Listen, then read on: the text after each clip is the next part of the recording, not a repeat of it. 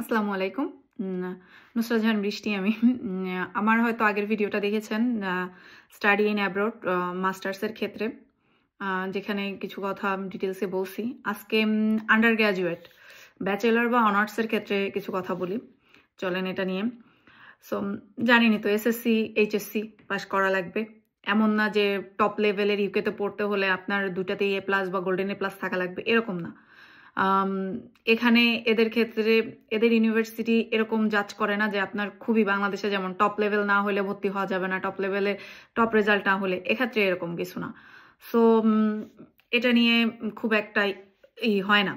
So আপনার এখানে অনেকে 4, 4.5, আপনার 3.5 বা 3.8 এরকম পেয়েও অনেকে হয়, ভর্তি হয়। সো ওটা বিগ ডিল না।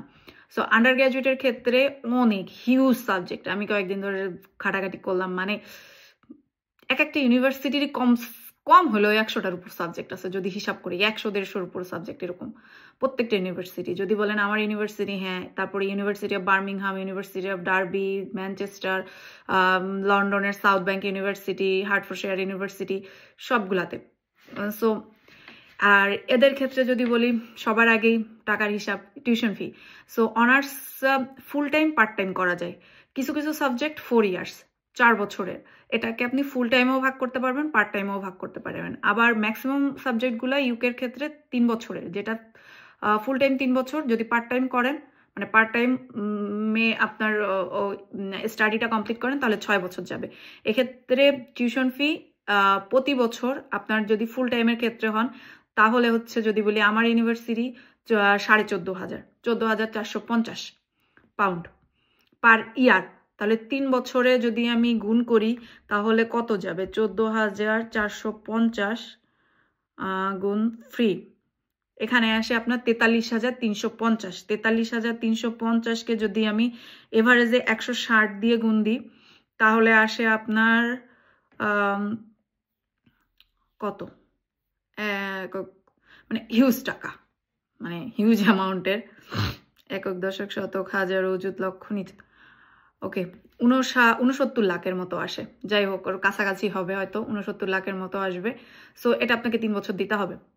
সো বাসা থেকে খুব ভালো স্পন্সর, মানে বাবা মার অনেক মানে শক্ত সামর্থ্য, মানে তাদের টাকা পয়সা, অনেক ফান্ডিংটা যদি না থাকে, এক্ষেত্রে স্টুডেন্টরা আসার পরে এই ঝামেলাটা পড়ে যায় যে part time job, full time তো পাবে না, কারণ ফুল টাইম শুধু ভ্যাকেশন ছাড়া ফুল টাইম জব করতে পারবে না লিগালি। অনেক সময় ক্যাশে করে, ও এটা আলাদা ব্যাপার। সেটা ইউকেতে কিন্তু স্টুডেন্টরা ফুড ডেলিভারি করতে পারে না, আমি যতদূর জানি। ওদের স্টুডেন্টদের ফুড ডেলিভারি করা যায় না, এটা ওরা লিগ্যাল না ফুড ডেলিভারি। হয়তো অন্য কারো ফুড ডেলিভারির আইডি নিয়ে করতে পারে, কিন্তু এটা লিগ্যাল না, ফুড ডেলিভারি স্টুডেন্টরা করতে পারে না। তা আপনি এইগুলা টাকা প্লাস আপনার থাকা খাওয়া মিলে সব কিছু খরচ দিয়ে আপনি বাসা থেকে যদি পুরো সাপোর্ট না দেয়, না আমি এইটা মানে 5,000 পাউন্ড দিয়ে আমি চলে গেলাম, এরপরে আমি জব করে পড়াশোনা করে আমার নিজের খরচ উঠাবো, এটা অ্যাকচুয়ালি বলে না যে আকাশ কুসুম চিন্তা করা, আকাশ কুসুম চিন্তা করাই। আপনার প্রপার ব্যাকআপ না থাকলে আপনি পারবেন না এসে থাকতে, কেননা সম্ভবই না, কেননা হিউজ অ্যামাউন্ট, মানিটা, টাকাটা অনেক হিউজ অ্যামাউন্টে যদি বাংলা টাকায় কনভার্ট করি। এবার আসি, টাকার কথাটাই বলে দিলাম এই আগেই, কেননা এই জিনিসটাই মানুষ পরবর্তীতে সবাই ক্লিয়ার করে না। অনেকে অনেক ইনফরমেশন দেয়, অনেক এজেন্সি, কনসালটেন্সি বা যারা এজেন্সির থ্রুতেই আপনি যা আসবেন, তারা অনেক কিছু দিবে, কিন্তু তারা এই জিনিসগুলো অনেক সময় ক্লিয়ার না করে, মানে অনেক সময় তারা ক্লিয়ার করে না। তারা চিন্তা করে যে স্টুডেন্ট একটা ঢুকাইতে পারলেই তো আমার ইউনিভার্সিটি থেকে আমাকে কমিশন দিচ্ছে, সো পরবর্তীতে স্টুডেন্টের কি হবে এটা নিয়ে তাদের অত মাথা ব্যথা থাকে না, যে তারা ওখানে যে এরপরে টাকাটা দিতে পারবে কিনা, বা পরের ইনস্টলমেন্টটা খুব দ্রুত যখন আসবে আপনি দিতে পারবেন কিনা, এটাও তো একটা ব্যাপার। সো এসএসসি ইন্টার গেল, দিবেন।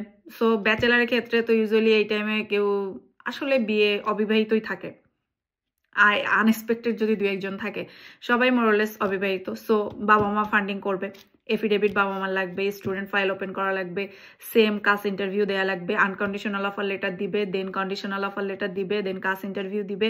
এর মধ্যে আপনি হেলথ চেক আপটা করায় ফেলবেন, এফিডেভিট করতে হবে, স্টুডেন্ট ফাইল তো ওপেন করতে হবে, 5,000 পাউন্ড জমা দিলে আপনার সিট বুকিং, এরপরে আপনি এসে এনরোলমেন্ট করবেন, গেল। এগুলা সেম আর সাবজেক্ট যদি বলেন হিউজ সাবজেক্ট, সায়েন্সের সাবজেক্ট থেকে শুরু করে বিজনেস ম্যানেজমেন্ট, আপনার হেলথের সাবজেক্ট, কেউ যদি নার্সিংয়ে আসতে চায় বিএ অনার্স নার্সিং আছে, মিডওয়াইফারি আছে, social health, politics, environmental health, geography, arts, photography সব কিছু আছে। এরপরে যদি না আমার ইউনিভার্সিটি 14,500-এর মতো। আর যদি বলেন ইউনিভার্সিটি অফ বার্মিংহাম হলো 16,000 সামথিং, 16,000-এর উপরে। ইউনিভার্সিটির ডার্বিও 16,000-এর উপরে। আবার কিছু কিছু সাবজেক্ট, দু একটা সাবজেক্টে ডিমান্ডিং যাদের বেশি থাকে সেক্ষেত্রে দেখা যায় যে আরেকটু বেশি থাকতে পারে। এগুলো আপনি ইউজুয়ালি গুগলে ইউনিভার্সিটির নাম দিয়ে সার্চ করলে, আন্ডার গ্র্যাজুয়েট বা পোস্ট গ্র্যাজুয়েশন লিখে ওইখানের ভিতরে ঢুকলেই ক্লিক করলে ওখানে ফিস, কোর্স, টিউশন ফি, এলিজিবিলিটি সব কিছু। আন্ডার গ্র্যাজুয়েটের ক্ষেত্রে আপনার আইএলটিএস লাগে আপনার 6, কিছু কিছু সাবজেক্টেরও 6.5 চায়, যেগুলো যে বললাম হাই ডিমান্ডিং, আর না হলে 6, কোনোটা 5.5-এর নিচে না। আপনি পিইটি, ওইটি এগুলোও দিয়ে আসতে পারবেন, ল্যাঙ্গুয়েজ টেস্টিং আরও যেগুলো আছে এগুলোও পসিবল, সো প্রবলেম হবে না ওগুলা। আন্ডার গ্র্যাজুয়েটের ক্ষেত্রে যে বললাম 3 বছর, আরই 3 বছরের অনেক হিউজ অ্যামাউন্টের টাকা। 6 বছর কেউ যদি ভাগ করে করে দিতে চায় সেক্ষেত্রেও তাকে পে করতে হবে, 6 বছর ধরে টানতে হবে এইটা। আর ইউকেতে আসার পরে আপনি তো ওখান থেকে করে আসলেন, যখন আপনি চলে আসবেন ইউনিভার্সিটিতে, আপনি এনরোলমেন্ট যখন করবেন, মানে আপনার বোর্ডিং পাস, টিকিট, এগুলোর ছবি আপনার পোর্টালে দিতে হবে। দেওয়ার পরে ইউনিভার্সিটিরা বিশ্বাস করবে যে না, আপনি ইউকেতে আসছেন, আপনি এখানে পড়াশোনা করতে আসছেন, সো আপনাকে এগুলো করতে হবে। আর যে বললাম যে আসার পরেই 2 মাস বা 3-2.5 মাসের মাথায় যে একটা টিউশন ফি দিতে হয়, এটারও একটা কারণ আছে। এটার কারণটা আমি জানলাম এরকম যে অনেকে করে কি, ইউকেটাকে একটা পোর্টাল হিসেবে ওপেন করে। পোর্টাল এখানে এসে আপনার হয়তো ইউরোপের অন্য কোনো কান্ট্রির ভিসা দিয়ে অন্য কোনো কান্ট্রিতে মাইগ্রেট করে যায়, স্টুডেন্ট ভিসার থ্রুতে চলে যায়, পড়াশোনার কন্টিনিউ করে না। তা আপনি যখন না করবেন তাহলে ইউনিভার্সিটির একটা সিট ফাঁকা হয়ে গেল, ওদের হিউজ একটা লস, স্বাভাবিক ব্যাপার। ইন্টারন্যাশনাল স্টুডেন্ট যখন মাইগ্রেট হয় হিউজ অ্যামাউন্টের ফান্ডিং ইউনিভার্সিটিতে দেওয়া হয়, সো টাকাটা দেওয়া হয়, আমরা যে ফিসটা দিই কিন্তু অনেক বড় অ্যামাউন্টের ফিস, সো ইউনিভার্সিটি ওটা লস। এই কারণে ইউনিভার্সিটি চায় যে দ্রুত সেকেন্ড ইনস্টলমেন্টটা টাকাটা দ্রুত নিতে, যাতে করে স্টুডেন্টটা দিয়ে দিলে না এবার বোঝে যে না এই স্টুডেন্ট থাকবে, এ পড়াশোনা করবে।